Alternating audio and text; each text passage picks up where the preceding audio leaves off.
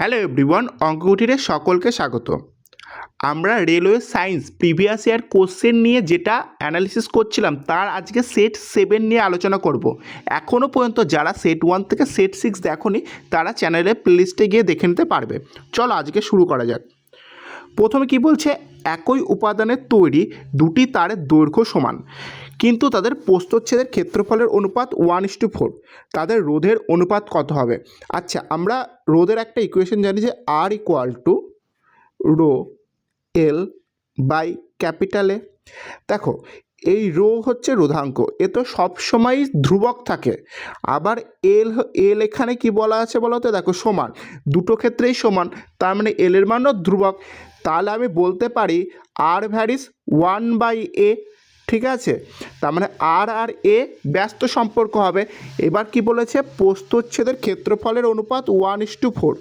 তাহলে রোধের অনুপাত কত হবে? রোধের অনুপাত ব্যস্ত সম্পর্ক হবে। তাহলে 1:4 ব্যস্ত সম্পর্ক কত হবে? 4:1। তাহলে অপশন বি হবে রাইট আনসার। দেখো, মুখে মুখে করা হয়ে গেল। এই ধরনের অঙ্কই তোমায় আসবে পরীক্ষায়, শুধু ফর্মুলাটা মনে রাখবে আর টেকনিকটা জানতে হবে, তাহলেই হবে। চলো নেক্সট অঙ্ক। বলছে একটি পরমাণুতে 11টি প্রোটন, 11টি ইলেকট্রন ও 12টি নিউট্রন আছে। ওই পরমাণুর ভর সংখ্যা কত? দেখো, এখানে ইলেকট্রন যাই থাক, 14, 15, 16 যাই থাক, তাতে কোনো এফেক্ট ফেলবে না, কারণ আমরা জানি ভর সংখ্যা ইকুয়াল টু কি? নিউট্রন সংখ্যা প্লাস প্রোটন সংখ্যা। এবার নিউট্রন সংখ্যা কত বলা আছে? 12টা। আর প্রোটন সংখ্যা এখানে কত বলা আছে? 11টা। তাহলে তুমি যদি এই দুটো যোগ করে দাও তাহলে কত হবে? 23টা। তাহলে 23 হবে রাইট আনসার। তাহলে অপশন সি হবে রাইট আনসার।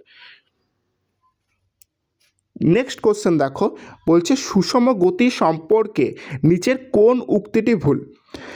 দেখো, সুষম গতি যদি হয় তাহলে মানে কি বেগ একই আছে, এখানে কিন্তু ভুল বলেছে। ঠিক আছে, বেগ একই আছে, তার মানে কি কোনো ত্বরণের সৃষ্টি হবে না। তাহলে অপশন সি তো মানে সত্য, ত্বরণে শূন্য হবে, এটা সত্য, কিন্তু ভুল বলেছে। ঠিক আছে, আচ্ছা, অপশন ডি এরটা দেখো, যে বস্তু সমান সময়ের ব্যবধানে সমান দূরত্ব অতিক্রম করে, এটাও সত্য কথাই বলেছে। কারণ যেহেতু সুষম বেগ মানে বেগ হচ্ছে 5 কিলোমিটার পার ঘন্টা, মানে কি 1 ঘন্টায় 5 কিলোমিটার যাবে, তার পরের ঘন্টায় 5 কিলোমিটার যাবে, তার পরের ঘন্টায় 5 কিলোমিটার যাবে, এরকম যাবে। তার মানে বস্তু সমান সময়ের ব্যবধানে সমান দূরত্ব অতিক্রম করে, এটাও ঠিক। আচ্ছা, এবার দেখো অপশান এর দিকে দেখো, বেগের কোনো পরিবর্তন হয় না, এটা তো একদমই সঠিক কথা, যে বেগের কোনো পরিবর্তন হবে না বলেই তো সুষম গতি, তাই না? তাহলে কি অপশান বি হবে রং অ্যান্সার, যে সময়ের সাথে দ্রুতির ক্রমাগত, দ্রুতি মানে স্পিডের ক্রমাগত পরিবর্তন হয়। ঠিক আছে, তাহলে অপশান বি হবে রাইট অ্যান্সার এখানে।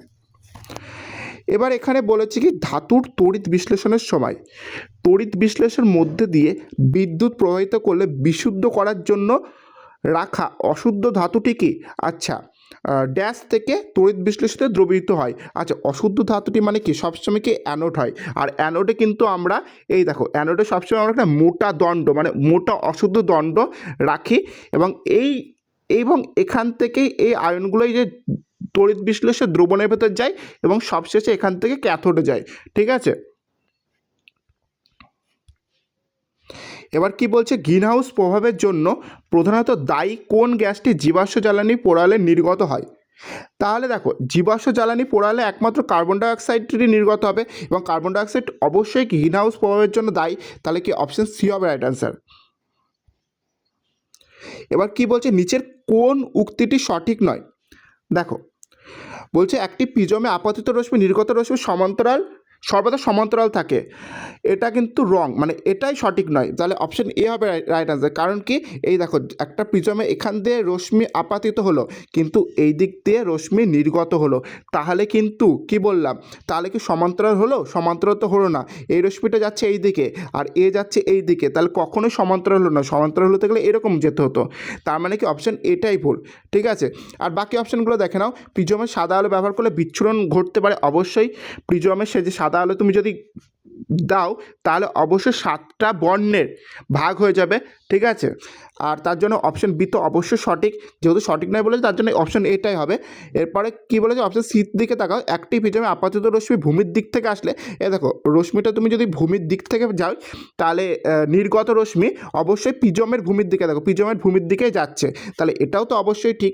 আচ্ছা, বিচ্যুতিকোণ বা চ্যুতিকোণ হলো আপাতিত রশ্মি ও নির্গত রশ্মির মধ্যবর্তী কোণ। এই দেখো নির্গত রশ্মি যদি পেছনের দিকে বাড়াও, এখানে যে কোণ উৎপন্ন করবে এটা হচ্ছে চ্যুতিকোণ। ঠিক আছে, তার জন্য অপশন এ হবে রাইট অ্যান্সার। বলছে যৌন প্রজননকারী প্রাণীদের মধ্যে নিচের কোনটি জেনেটিক বৈচিত্র্য নিশ্চিত করে? আচ্ছা, প্রথম কি বলছে, মাইটোসিস প্রক্রিয়ায় গ্যামেট তৈরি হয় না, গ্যামেট মাইটোসিস প্রক্রিয়ায় তৈরি হয় না, গ্যামেট হয় মিওসিস প্রক্রিয়ায়, তাহলে এটা তো প্রথমেই ভুল। আচ্ছা, সি নম্বর দিকে তাকাও, শুধুমাত্র একজন অভিভাবক জড়িত থাকে না, যৌন জননের ক্ষেত্রে কখনোই একজন অভিভাবক থাকে না, দুজনে পিতা মাতা দুজনে থাকবে, কিন্তু যদি একজন অভিভাবক কখন থাকে সেটা হচ্ছে অযৌন জননের ক্ষেত্রে, কিন্তু যৌন জননের ক্ষেত্রে এই ঘটনা ঘটে না, তাহলে অপশন সিও বাদ। আর শরীরের ভিতরে নিষেক ঘটে, আচ্ছা নিষেকের সাথে জেনেটিক বৈচিত্র্যের কোনো সম্পর্ক নয়, তাহলে অপশন বি হবে রাইট আনসার। সন্তান উভয় পিতামাতার কাছ থেকেই জিন গ্রহণ করতে পারে। আচ্ছা, নিচের কোন পর্যবেক্ষণটি নিশ্চিত করে যে একটি দ্রবণ আম্লিক, মানে কোন বৈশিষ্ট্যটা তোমায় নির্দেশ করবে যে এই দ্রবণটি আম্লিক বৈশিষ্ট্য? দেখো এখানে তিনটে নির্দেশক নিয়েছে, লিটমাস পেপার, মিথাইল অরেঞ্জ আর ফেনলফথ্যালিন। ঠিক আছে, আর তুমি যদি এখন যদি দ্রবণের বর্ণ লাল হয়, ঠিক আছে, লিটমাস পেপারে তুমি যদি দ্রবণের বর্ণটা লাল দেখো, তাহলে লিটমাস পেপারে লাল কোথায় আছে, এতে আছে আর ডিতে আছে, তাহলে বাকি দুটো তো ভুল। ঠিক আছে, বাকি দুটো তো ক্রস দিয়ে দাও, আগের থেকে ক্রস দিয়ে দাও, তাহলে এ আর ডি এর ভেতর একটা অ্যান্সার হবে। আচ্ছা, মিথাইল অরেঞ্জের দ্রবণের বর্ণ কী হবে, লাল হবে, তাহলে মিথাইল অরেঞ্জে কি দ্রবণের বর্ণ লাল, এখানে লাল আছে কিন্তু অপশন ডিতে দেখো হলুদ আছে, তাহলে অপশন ডিটাও আলটিমেটলি বাদ হয়ে যাবে, তাহলে অপশন এটা হবে রাইট অ্যান্সার। ঠিক আছে। আচ্ছা, তুমি এখানে প্রশ্নটা আম্লিক হিসাবে দিয়েছে, প্রশ্নটা কিন্তু ক্ষারীয় দ্রবণ হিসাবেও দিতে পারতো, তাহলে সেক্ষেত্রেও কিন্তু তুমি সেটা রেডি করে যাও।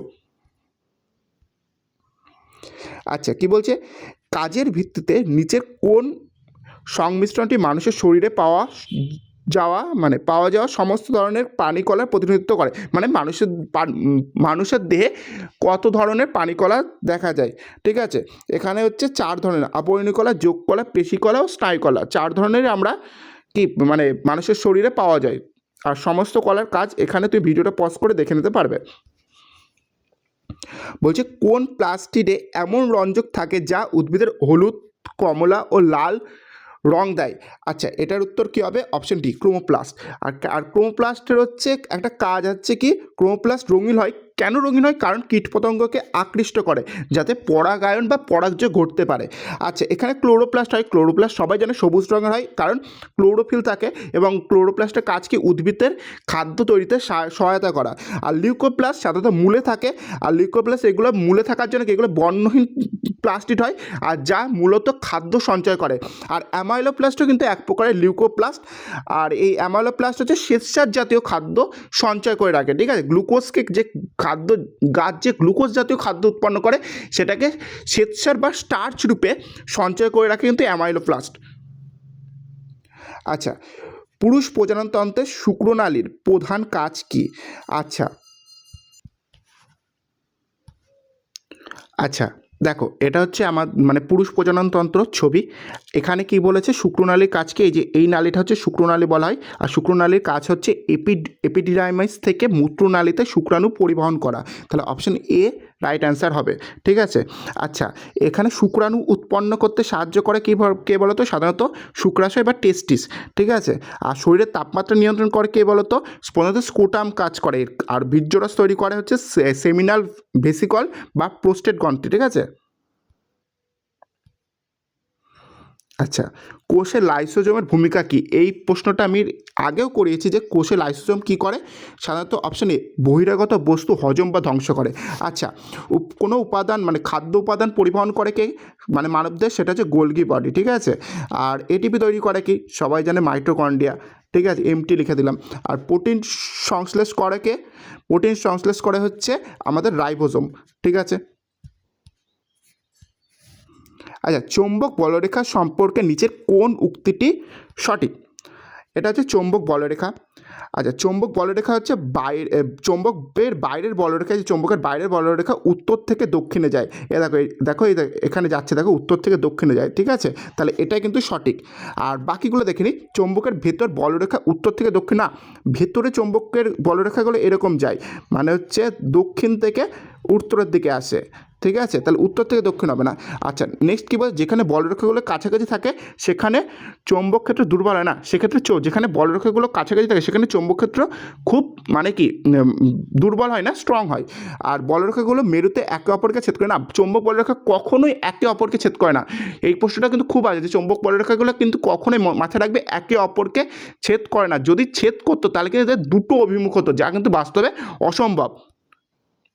তাহলে অ্যান্সার ডি হবে রাইট অ্যান্সার। এবার কি বলছে, একটি যন্ত্র টি সেকেন্ডে ডাব্লু জুল যদি কাজ করে, তাহলে যন্ত্রটির ক্ষমতা যদি পি ওয়াট হয়, তাহলে নিচের মানে কোন সম্পর্কের মাধ্যমে সঠিকভাবে ব্যাখ্যা করা যায়? আচ্ছা, আমরা যদি জানি কি ক্ষমতা হচ্ছে পি যদি হয়, ক্ষমতা ইকুয়াল টু কৃতকার্য বাই সময়, তাহলে ডাব্লু বাই টি, তাহলে কি এখানে অপশন কি সি হবে রাইট অ্যান্সার। এটা আমি ইজি প্রশ্ন ছিল এটা। কি বলছে, বোরের পরমাণু মডেল অনুযায়ী ইলেকট্রনগুলো নিউক্লিয়াসের চারপাশে ড্যাশ ঘোরে, মানে বিচ্ছিন্ন কক্ষপথে ঘোরে, ঠিক আছে? আলাদা আলাদা বিচ্ছিন্ন কক্ষপথে ঘোরে। এই যে দেখো, এটা হচ্ছে বোর পরমাণু মডেল হিসেবে, ঠিক আছে? এখানে এই যে এই মাঝখানে থাকে হচ্ছে নিউক্লিয়াসে থাকে কি শুধু প্রোটন আর নিউট্রন, আর এর বাইরে যে এই যে বিচ্ছিন্ন কক্ষপথ, মানে বিচ্ছিন্ন মানে কি একটা কক্ষপথের সাথে আর একটা কক্ষপথ অ্যাডজাস্ট নেই, মানে বিচ্ছিন্ন মানে মাঝখানে ফাঁকা আছে, তার জন্য এটাকে বিচ্ছিন্ন কক্ষপথ বলা হয়। ঠিক আছে? এবার নেক্সট দেখো, বলছে নিচের কোনটি জৈব যৌগ হিসেবে বিবেচিত হয় না? আচ্ছা, আমরা কি জানি যে জৈব যৌগ মানে কি কার্বন থাকতে হবে। দেখো এখানে 4টে মৌলের ভিতরে কিন্তু কার্বন আছে, তাও কিন্তু এখানে একটা জৈব যৌগ নয়। তাহলে অপশন ডি হবে রাইট অ্যান্সার। কেন হবে সেটা বলছি, দেখো কার্বনের কিছু নির্দিষ্ট যৌগ, যেমন কার্বনেট, বাইকার্বনেট, সায়ানাইড বা কার্বনের অক্সাইডগুলো, ঠিক আছে, এইগুলো কিন্তু অজৈব যৌগ হিসাবে কাউন্ট করা হয়। তার জন্য CO2 কিন্তু এক প্রকারের অজৈব যৌগ। তাহলে এটা কিন্তু অবশ্যই মাথায় রাখবে যে কার্বনেট, এখানে সোডিয়াম কার্বনেট আছে বলে এটা অজৈব যৌগ হয়ে যাবে। যেমন কার্বনেট, বাইকার্বনেট, সায়ানাইড এবং কার্বনের অক্সাইডগুলো যদি থাকে, এইগুলো কিন্তু অজৈব যৌগ। বাকি কম্পাউন্ডের ভেতরে কার্বন থাকলে সেইগুলো জৈব যৌগ। এবার কি বলছে, একটি বস্তুকে সোজাসুজি ওপরের দিকে ছুঁড়ে দেওয়া হলো, ঠিক আছে? ধরো এখানে ল্যান্ড মানে ভূমির থেকে ওপরের দিকে ছুঁড়ে দেওয়া হলো একটা বস্তুকে, এবং এটি সর্বোচ্চ 20 মিটার উঁচুতে গিয়ে মানে এখানে গিয়ে স্ট্রে করে দিয়েছে, মানে থেমে গেছে বস্তুটা, ঠিক আছে? যদি জি এর value 10 metre per second square ধরা হয়, তাহলে বস্তুটিকে ছোড়ার সময় সেটি প্রাথমিক বেগ কত ছিল? দেখো আমরা কি জানি, একটা সূত্র জানি, V square equal to U square plus 2GS। তাহলে আমি V square equal to U square plus 2GS লিখবো না, মানে মাইনাস হবে, কারণ অভিকর্ষের বিপরীত দিকে কাজ করছে, তাহলে মাইনাস 2GS এটা হবে, ঠিক আছে? আচ্ছা, এখানে তাহলে ভি মানে চূড়ান্ত বেগ, কিন্তু একদম বস্তুটা একদম সর্বোচ্চ উচ্চতায় গিয়ে কী হবে, ভি এর মান কত হবে? 0 হয়ে যাবে। তাহলে ভি স্কোয়ারের ভ্যালু নিশ্চয়ই কি 0ই হবে। আচ্ছা, ইউ স্কোয়ারের মান তোমায় বের করতে হবে, ঠিক আছে? আর হচ্ছে 2G এর ভ্যালু কত? 10, আর এস বলতে কত উচ্চতা? 20, ঠিক আছে? তাহলে যদি এইটুকু পুরোটা ক্যালকুলেশন করো, তুমি কত হবে? 400 হবে। তাহলে এই -400 যদি এই পাশে আসে তাহলে কী হবে? +400। তাহলে ইউ স্কোয়ারের ভ্যালু কত হচ্ছে? 400। তাহলে কার বর্গ করলে 400 পাবে? তুমি একমাত্র 20 বর্গ করলে 400 হবে। তাহলে অপশন ডি হবে রাইট অ্যান্সার। দেখো কোশ্চেন গ্রুপ ডি লেভেলের প্রশ্ন একদমই ইজি। গ্রুপ ডি বলতে কি রেলের কোশ্চেন খুবই ইজি দেয়, যেগুলো গণিত, শুধু মাত্র কিছু ফর্মুলা শুধু মেমোরাইজ করতে হয়। ফর্মিক অ্যাসিডের সংকেত কি? ফর্মিক অ্যাসিডের সংকেত অপশন বি HCOOH, ঠিক আছে? আর ফর্মিক অ্যাসিড পিঁপড়ের হুলে পাওয়া যায়, এটাও মাথায় রাখবে। নিচের কোন কার্বন যৌগটি স্বাভাবিক অবস্থায় নীল এবং কালিহীন শিখা সহ জ্বলে? নীল জ্বলবে কে? একমাত্র সম্পৃক্ত হাইড্রোকার্বন, মানে সম্পৃক্ত অজৈব যৌগগুলো কিন্তু নীল যৌগ হিসেবে জ্বলে। তার মানে কি এখানে একমাত্র বি ইথানল যেহেতু সম্পৃক্ত জৈব যৌগ, তার জন্য ইথানল যৌগটি স্বাভাবিক অবস্থায় নীল এবং কালিহীন শিখা সহ জ্বলবে। আচ্ছা, নেক্সট প্রশ্ন কি বলছে, 20 নিউটন মানের একটি লব্ধি অনুভূমিক বল স্থির অবস্থায় থাকা একটি 4 কেজি ব্লকের ওপর 5 সেকেন্ড ধরে কাজ করছে, ব্লকটির চূড়ান্ত বেগ কত সেটা তোমায় নির্ণয় করতে হবে। আচ্ছা, আমরা কি জানি, F equal to M A, এটা নিউটনের সেকেন্ড ল অনুযায়ী পাই। তাহলে এফের মান আমি কত বলেছি, এফের মান 20, কারণ 20 নিউটন, তাই তো। আর এম এর ভ্যালু কত বলা আছে 4, আর এর ভ্যালু তোমায় বের করতে হবে। তাহলে এখান থেকে তুমি কী পাবে, এ ইকুয়াল টু 5, 4 দিয়ে যদি 20কে কাটো তাহলে এ ইকুয়াল টু কি 5 পাবে, ঠিক আছে। আচ্ছা, আবার তোমায় হচ্ছে চূড়ান্ত বেগের ফর্মুলা কি, V equal to U plus এটি, এটা একটা ফর্মুলা। আচ্ছা, যেহেতু স্থির অবস্থায় আছে, দেখো বস্তুটা স্থির অবস্থায় ছিল, তাহলে ইউ এর ভ্যালু 0, আর এর ভ্যালু কত হবে 5, আর টি এর ভ্যালু কত সেকেন্ড ধরে, 5 সেকেন্ড ধরে, তাহলে টি এর মানও 5, তাহলে কত হবে অ্যান্সার 25। তাহলে অপশন ডি হবে রাইট অ্যান্সার। বলছে বন এবং জীববৈচিত্র্য সংরক্ষণে একটা প্রধান লক্ষ্য কী, অপশান এ বলছে বনের আরও শিল্পজাত ব্যবহারের অনুমতি দেওয়া, অপশান বি বলছে পর্যটনের প্রসার ঘটানো, অপশান সি বলছে জাতীয় উদ্যান সম্প্রসারণ করা, অপশান ডি বলছে উত্তরাধিকার সূত্রে প্রাপ্ত জীববৈচিত্র্য রক্ষা করা। তাহলে অপশান ডি হবে রাইট অ্যান্সার। বলছে 15 সেমি ফোকাস দূরত্বের একটি অবতল দর্পণের সামনে 30 সেমি দূরে একটি বস্তু রাখা হলো, প্রতিবিম্ব দূরত্ব কত হবে। আচ্ছা দেখো, এটা হচ্ছে অবতল লেন্স, মানে অবতল দর্পণ, সরি লেন্স নয় দর্পণ, এটা হচ্ছে। এবার আমি হচ্ছে এফ, মানে এফের ভ্যালু কত বলা আছে 15, ঠিক আছে। তাহলে 2F মানে কি, বক্রতা ব্যাসার্ধ আর এর ভ্যালু নিশ্চয়ই কত হবে, এই যে এফের দ্বিগুণ হয়, তাহলে আর এর ভ্যালু কত হবে 30। তার মানে আমি এখানেই তো বলছি, তো 30 সেমি দূরেই তো বস্তুকে রাখছি। আর তুমি মাথায় রাখবে, যদি কোনো বস্তু আর মানে এখানে রাখা হয়, তাহলে তার প্রতিবিম্ব সেই আরেই উৎপন্ন হয়, ঠিক আছে, সেই আরেই কিন্তু সমান উৎপন্ন হয়, তাহলে প্রতিবিম্ব কিন্তু 30 সেমি দূরেই উৎপন্ন হবে। কিন্তু এবার কথা হচ্ছে +30 হবে না -30 হবে। আমি আগেই বলেছি যে এই দিকে বাঁ দিকে নেগেটিভ হয়, ঠিক আছে, আর ডান দিকে কিন্তু পজিটিভ হয়। তাহলে উত্তর, যেহেতু প্রতিবিম্ব এই দিকে এখানে গঠন করেছে, তবে নেগেটিভ হবে, তাহলে -30, অপশন এ হবে রাইট অ্যান্সার। আচ্ছা, বলছে যদি লম্বাকে মানে ক্যাপিটাল টি এবং খাটোকে ছোট হাতের টি দিয়ে ডিনোট করা হয়, এবং গোল বীজকে ক্যাপিটাল আর এবং কুঞ্চিত বীজকে ছোট হাতের আর দিয়ে ডিনোট করা হয়, তাহলে খাটো উচ্চতা ও গোল বীজযুক্ত একটি উদ্ভিদের জিনোটাইপ কী হবে। তাহলে খাটো উচ্চতা যেহেতু হবে, তাহলে দুটোই কিন্তু ছোট হাতের টি হবে। আচ্ছা, গোল বীজ হতে হবে, তাহলে কি অবশ্যই একটা ক্যাপিটাল আর। এবার এর পরেরটা তুমি ক্যাপিটাল আর নিলেও কোনো অসুবিধা নেই, বা তুমি এর পরেরটা তুমি যদি এটাও ক্যাপিটাল স্মল আর নিলেও কোনো অসুবিধা নেই। তাহলে এই দুটোই কিন্তু মানে খাটো উচ্চতা ও গোল বীজযুক্ত একটা উদ্ভিদকে প্রকাশ করবে। তাহলে এখানে কোন অপশানটা তোমার মিলছে, অপশান ডি মিলছে, দেখো, ঠিক আছে, বাকি অপশান মিলছে না, তাহলে অপশান ডি হবে রাইট অ্যান্সার। আচ্ছা, নিচের কোনটি তরঙ্গের বিস্তারের সঠিক সংজ্ঞা। আচ্ছা, অপশান বি, সাম্যাবস্থান থেকে কণার সর্বোচ্চ সরণকেই হচ্ছে তরঙ্গের বিস্তার বলা হয়। আর যদি দুটো পরপর শৃঙ্গের মধ্যবর্তী দূরত্ব তোমায় জানতে চায়, সেটাকে তরঙ্গ দৈর্ঘ্য বলা হয়। আর তরঙ্গ যে গতিতে যায় সেটাকে তরঙ্গ বেগ বলা হয়। আর প্রতি সেকেন্ডে কম্পনকে কম্পাঙ্ক বলা হয়, ঠিক আছে। এবার বলছে আইসোবারগুলি কোন বৈশিষ্ট্য সর্বদা ভিন্ন হয়। দেখো এখানে দেখো একটু টুক করে বলা আছে ভিন্ন হয়, একই হয় না কিন্তু। একই হয় ভর সংখ্যা আর নিউক্লিয়ন সংখ্যা, কিন্তু পারমাণবিক সংখ্যা অপশন সি কিন্তু ভিন্ন হয়। আইসোবারের সংজ্ঞাতে তুমি পাবে যেসব পরমাণু ভর সংখ্যা সমান কিন্তু পারমাণবিক সংখ্যা ভিন্ন, তাদের একে অপরকে আইসোবার বলা হয়, ঠিক আছে। তাহলে তোমরা একটা কমেন্টে এমন দুজোড়া মৌলের নাম লেখো যারা পরস্পরের আইসোবার, ঠিক আছে। আচ্ছা, আজকের ভিডিওটা এই পর্যন্তই ছিল। আশা করি ভিডিওটা ভালো লেগেছে, এবং যদি ভিডিওটা ভালো লাগে তাহলে অবশ্যই চ্যানেলটা সাবস্ক্রাইব করে বন্ধুদের সাথে শেয়ার করে দাও। এবং যদি তুমি পাশে থাকো, তোমার গ্রুপ ডির রেলের প্রিপারেশান পুরোপুরি এই চ্যানেল থেকে হয়ে যাবে, ঠিক আছে, সায়েন্সের প্রিপারেশান। আর ভিডিওটা দেখার জন্য সকলকে ধন্যবাদ।